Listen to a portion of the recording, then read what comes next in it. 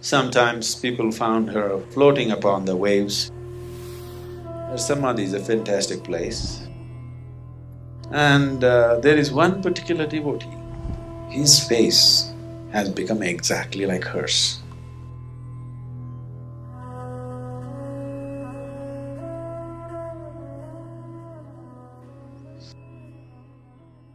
Mayamma was… nobody really knows where she came from, but looking at her physical features, most probably she came somewhere from northeastern states, either from Nagaland or somewhere where the features are mongoloid. She could be from Tibet for all you know, because I think she never spoke, is that so? She never really spoke.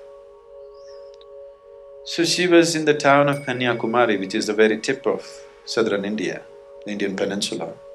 So she just wandered the streets like a beggar. She walked around, but with a different kind of pride in her. And all the local dogs gathered around her and became her friends. So she had built a whole dog family because she fed them. Whenever she got any food, she naturally fed them, even if she didn't eat. So she went to such extremes. In South Indian hotels, some of the dishes, you never buy them, I'm telling you.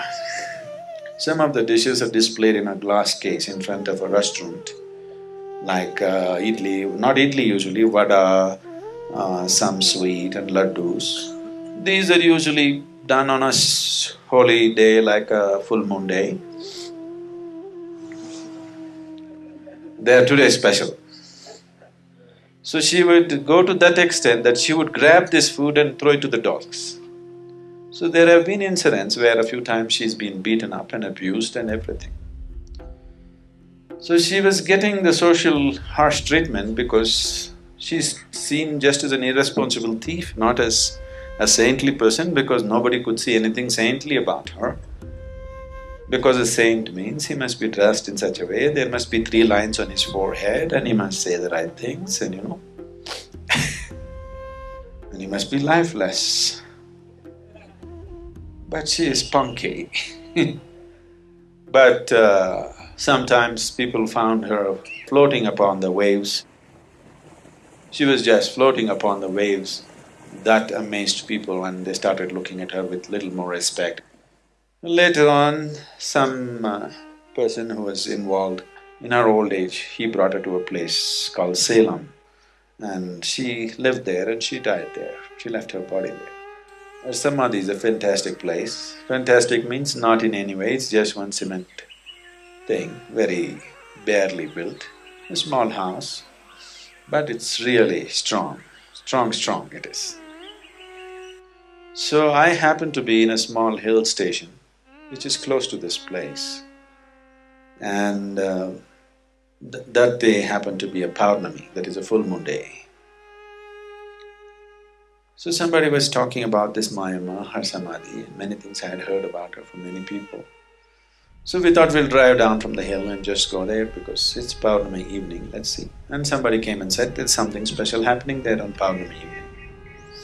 So when I went there at 5:30 in the evening, there was nobody.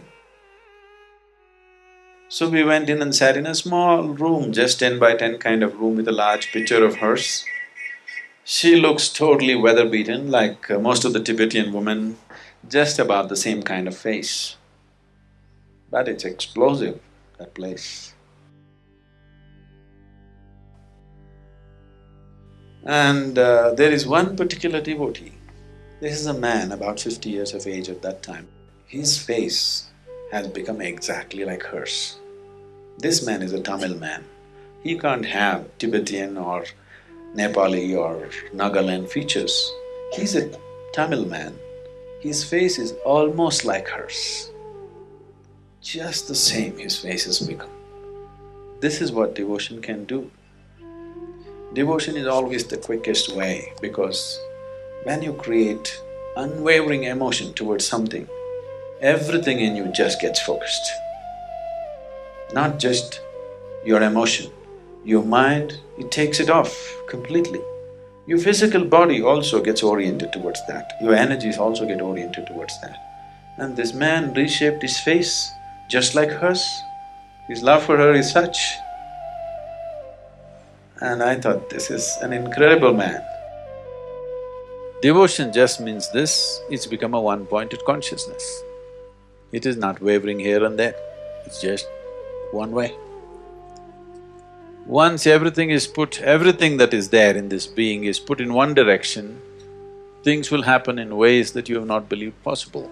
I want you to just look back on the spiritual history of India. You will see devotees doing incredible things. Things that happened around them are too magical for anybody to believe. They had no knowledge, they had no other mantra tantra going with them.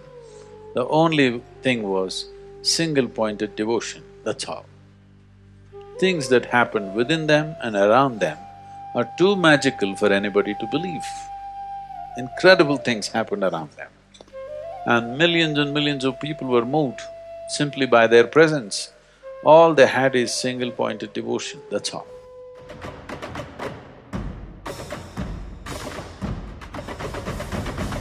Whenever I went, I go with some fruit, he gives me a can of wild honey from the place. He said, I want to die as a yogi, not as a rogi. When about 55 people were there to witness this, he just sat there and he left.